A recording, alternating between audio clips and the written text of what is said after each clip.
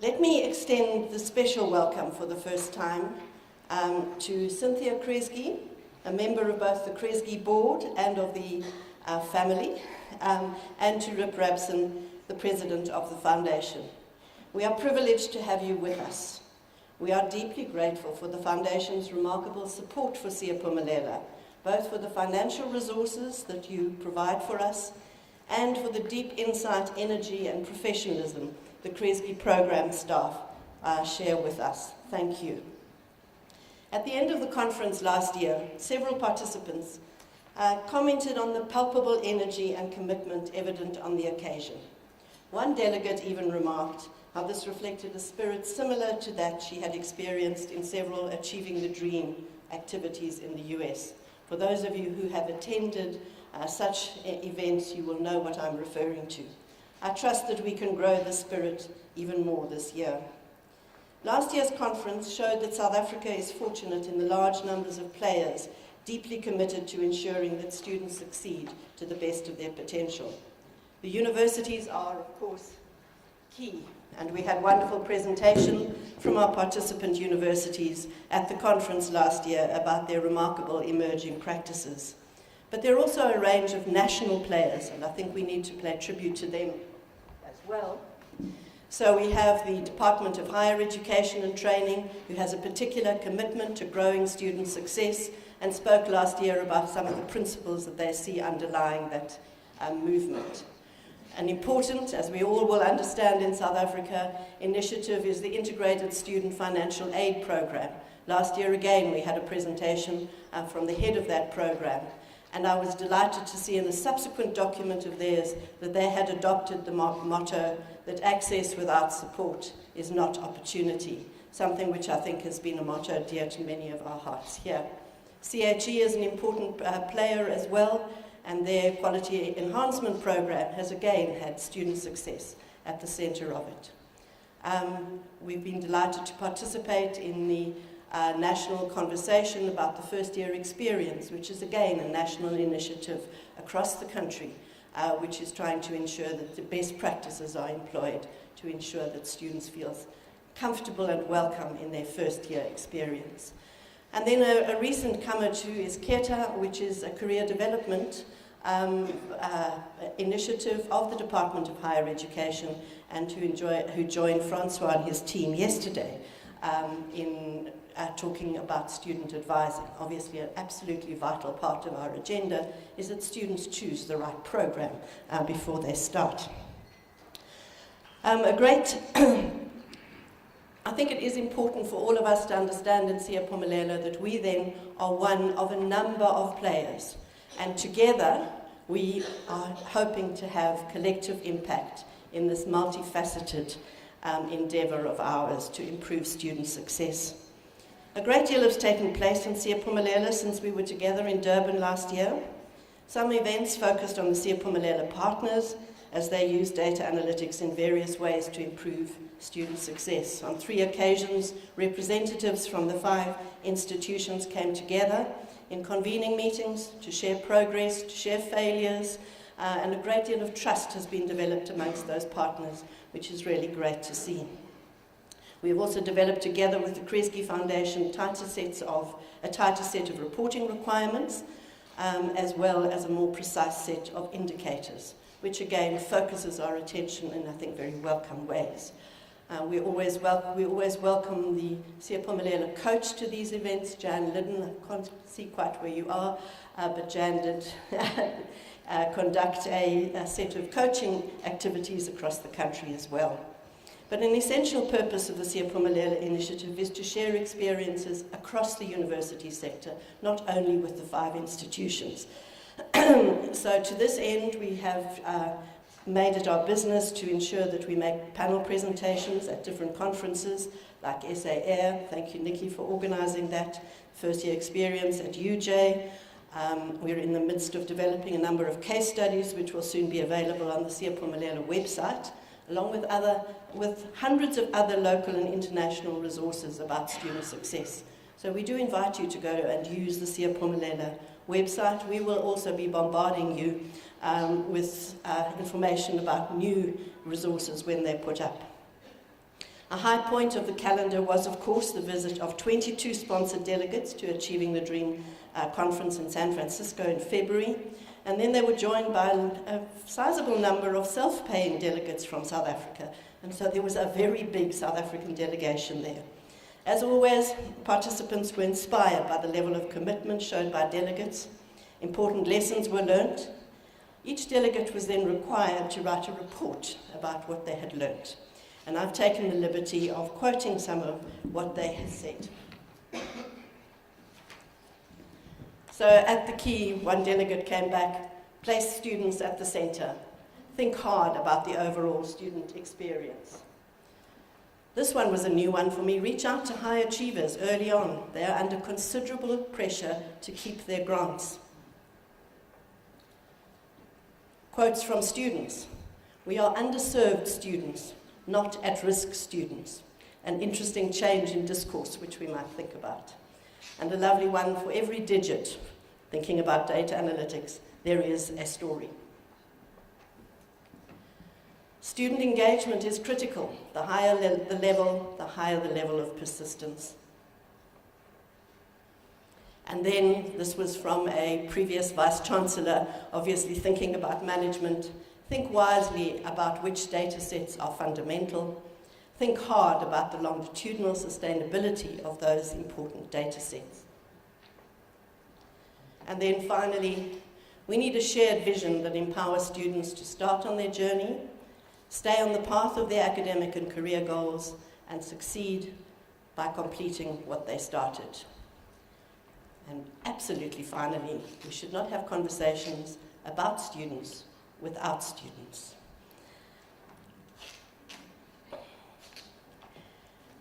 And then, most importantly, in Siyaphumelela, we also endeavour to work together with the sector in order to together build the capacity by engaging with universities on certain key issues. The first is the ethical use of data. We held an internal workshop in September last year. On the basis of this and engagement internationally, a draft framework was developed. And this was the subject of an extremely well-attended workshop yesterday. I think there were over 60 participants there. And there will be another keynote presentation today to speak about the framework and some of the feedback that was achieved, that was given yesterday, as well as what the next steps will be. Second, the vital issue of student advising, an underdeveloped area in South Africa.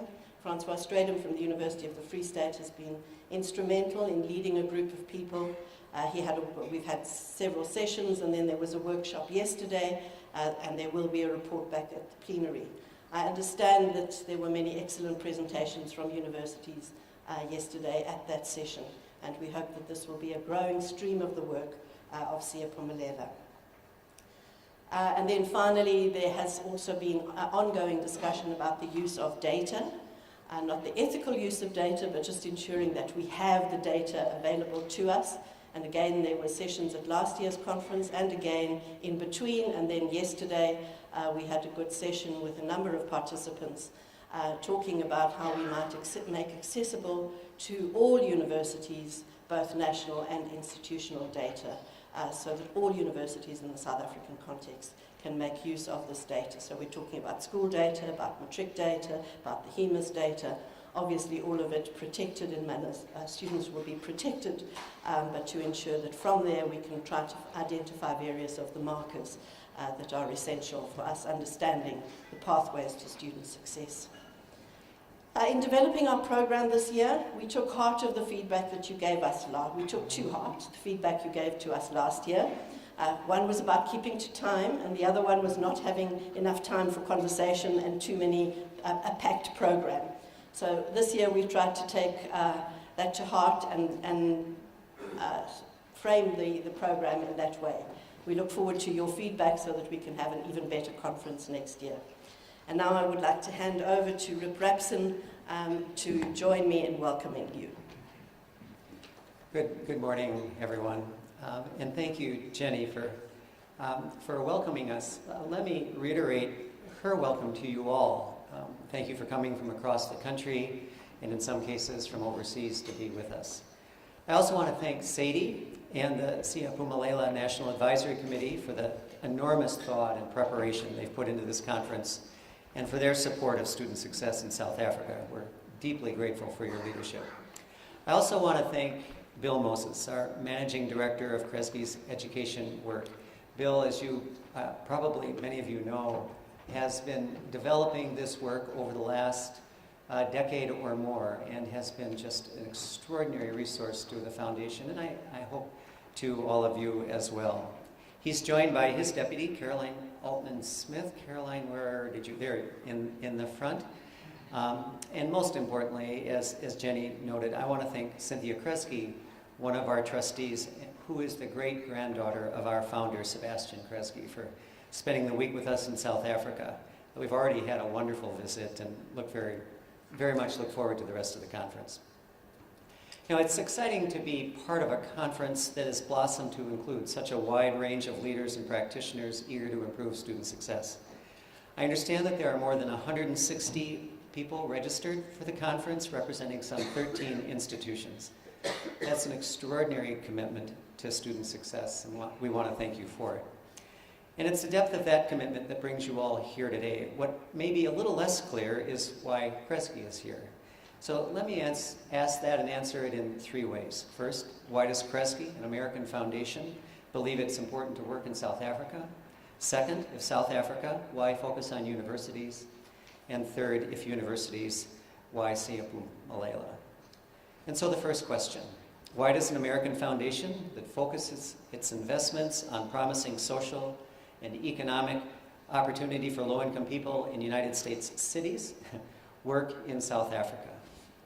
Our first reason is that despite the rhetoric of the current administration in Washington, D.C., it's simply impossible to understand or navigate the world today by carrying the perspective of a single nation.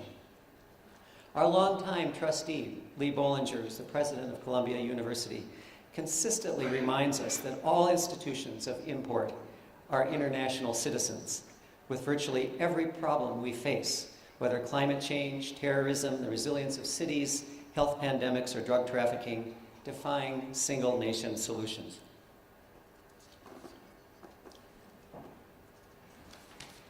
But a second reason is tied more directly to South Africa itself, and that is that I believe that the United States and this great nation share so many qualities and challenges. We are two of the most racially diverse nations on earth, and both of us struggle with profoundly deep inequities. On one hand, South Africa has perhaps the world's highest Gini coefficient. On the other hand, however, the United States has one of the highest Gini coefficients in the OECD, and our poorest citizens, despite our great wealth and our public pronouncements of the American dream, find it exceedingly difficult to reach the upper echelons of our society.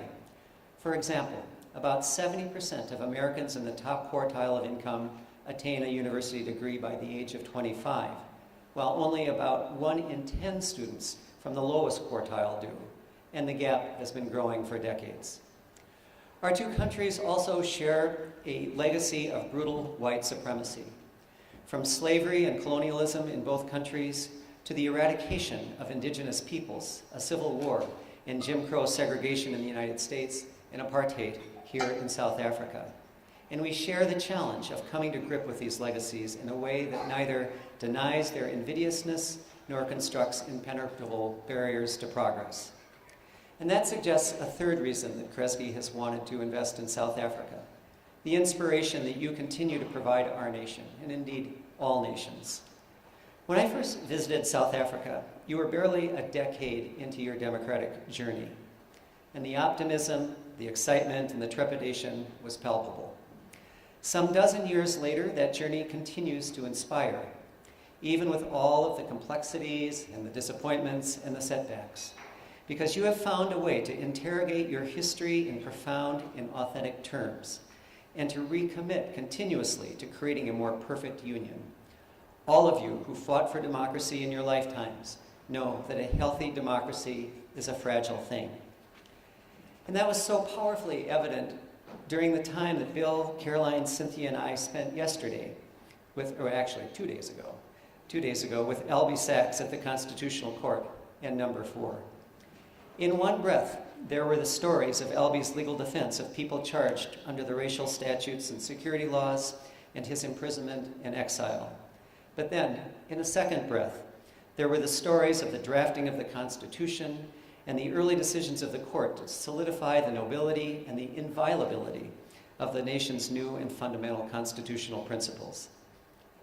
To say that it was inspiring doesn't begin to do it justice. Here, side by side, were not just Alby's stories, but the cells in which Gandhi and Mandela were held, and the chambers in which Albee and his colleagues safeguarded the ability of the South African people to create a beacon of human reconciliation and to construct an unprecedented vision of non-racial democracy. We like to think that we in the United States can also inspire others. A 250-year history of stable and occasionally enlightened self-governance is a noble and noteworthy accomplishment. But that sense of inspiration is proving harder and harder to cling to as we become increasingly paralyzed by partisan divides, as we seem to be guided less by principle than by polls, and as we appear to embrace the replacement of a president of transcendent decency and intelligence with, well, let me just simply say, with something less than that. So, like South Africa, the United States has its warts and its ulcers. But like South Africa, the United States remains committed to overcoming our deepest, most intractable challenges in democratic governance, in economic fairness, in racial justice.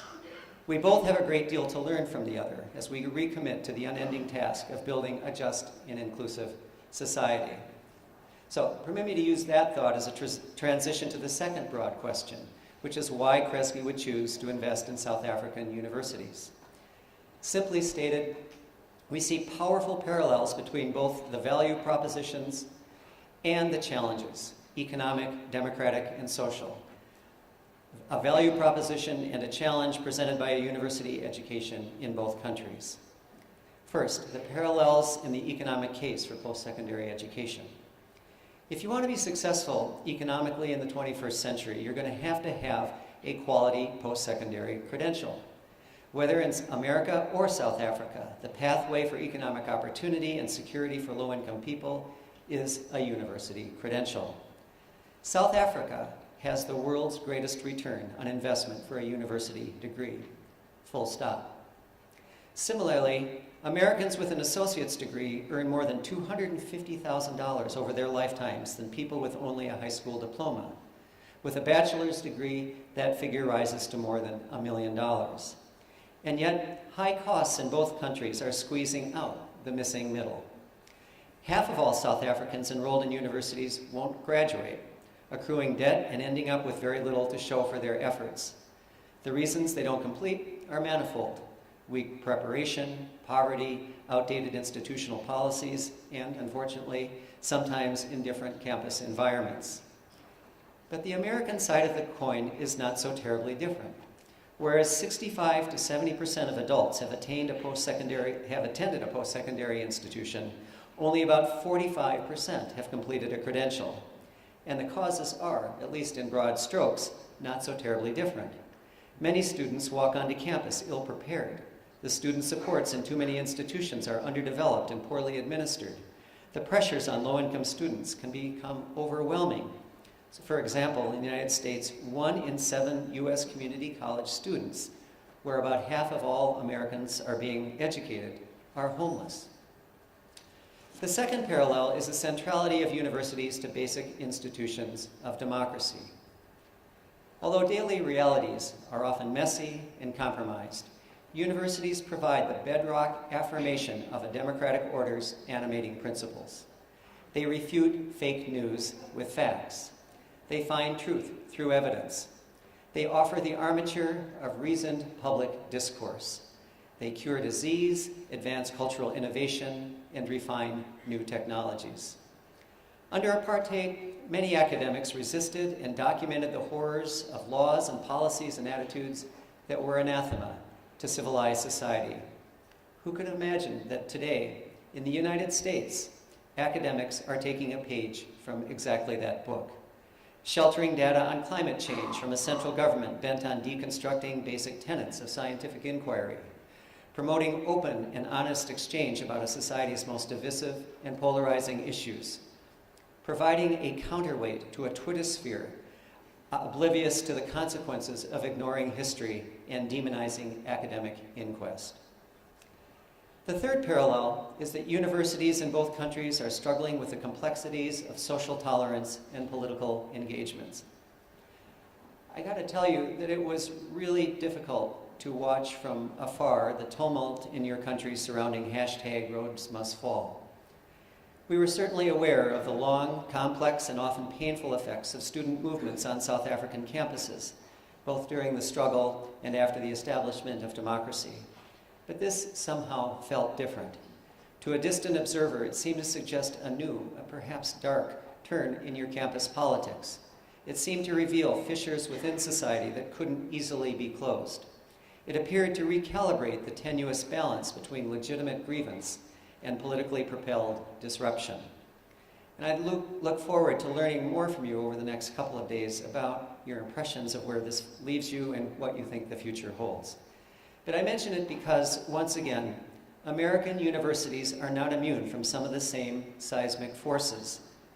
We aren't going to experience a nationwide student strike, but we are witnessing powerful social, political, and academic tensions emerge on our campuses across the country. Yale fought bitterly over renaming a residential college that had been named for one of the 19th century's foremost white supremacists.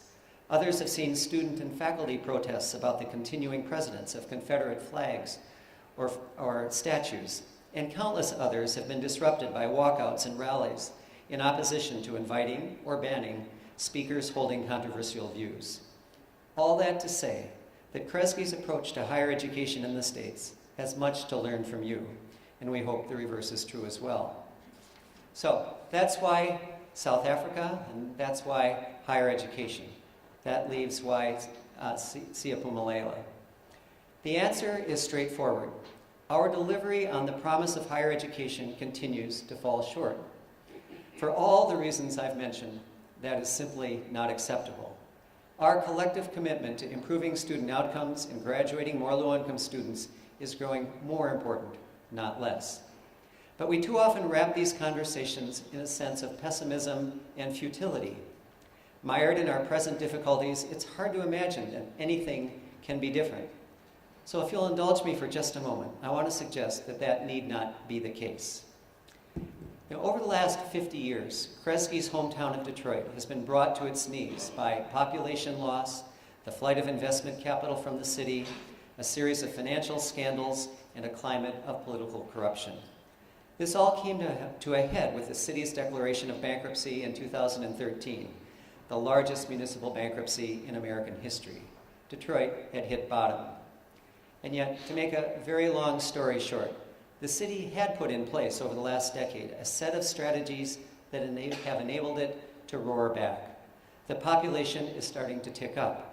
The private sector is buttressing the city with unprecedented levels of investment. A new mayoral administration has balanced the books, paved the roads, turned on the lights, and stopped the spread of neighborhood blight. Philanthropy is promoting small business development, public transportation, the creation of parks and open space, and expanded provision of early childhood development.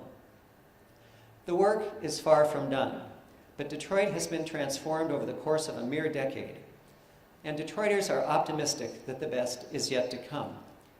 It's an example that give up on it, turn out the lights kind of situation can be moved on a different trajectory.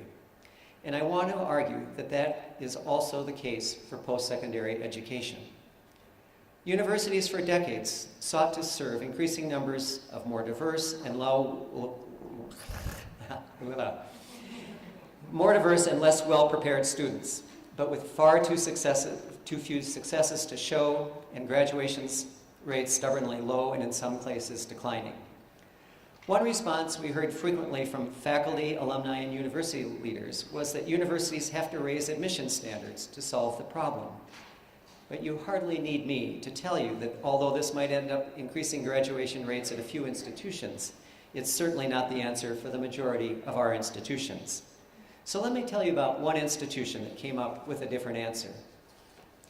Less than 10 years ago, a new president arrived at Georgia State University with all the pressures so many universities face.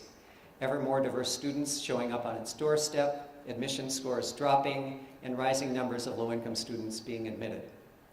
That president, Mark Becker, was advised to confront these issues by emulating his highly selective competition across town.